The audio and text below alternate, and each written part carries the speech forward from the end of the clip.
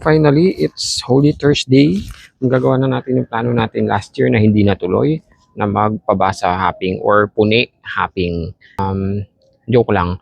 Ako na itong takbuhin simula nung nakapag-ultramarathon ako. Kasi, syempre, nagpo-project din ako kung ano yung mga susunod na pwedeng takbuhin na ruta as part ng training. So, ito yung isa sa gusto kong itry. Yun nga. So, sakto, it's kabilugan ng buwan.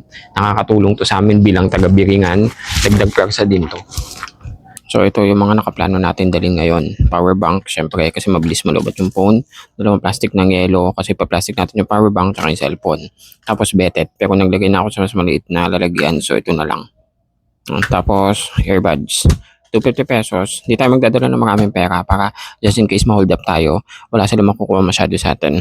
Tapos, ito yung sweet natin na baon. Parang naparami yata yung gummy bear. Tapos simula yan salt. So may nakalagay na improve hydration daw. So sige, try natin. First time ko magta-try.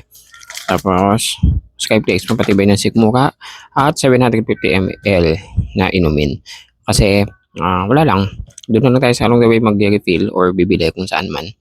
So tara. Nabutan natin yung mga graveyard na nagpapanata.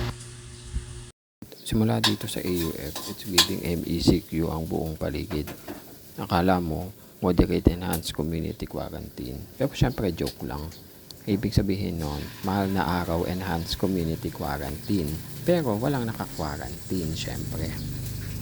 Hehe. Ito pala ng mahal na araw dito. At ng alas 3 ng madaling araw. Es walang katao-tao. Ngayon naman, bukan tahimik. O, diba? Wala lang. Share ko lang. Okay, takbo na tayo ulit. Ito yung part na sobrang lamig sa gilid ng airport. Yung tipong lamig na sisipunin ka instantly. Mahal na araw na, pero nandito pa rin yung mga reindeer ni Santa. Nag-expired data yung mga passport nila, di nakaayos. Ito approaching Texas Instrument. Sobrang tahimik. Nakakabing yung katahimikan. And then after ng El Caballo, exaggerated naman yung kadiliman dito sa area na to pala. No? Walang kailaw-ilaw. Ito na tayo sa Sokovia Bridge.